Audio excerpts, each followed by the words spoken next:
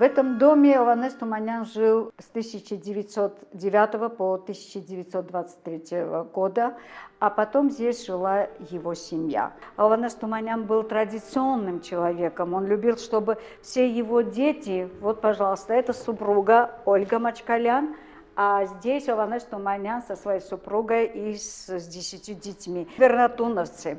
Ованес Туманян, Ղազար Սաղայան, Ավետիք Իսահակյան, Левон Шант, Дереник Демирчан и Никола Ахбаляна здесь нету.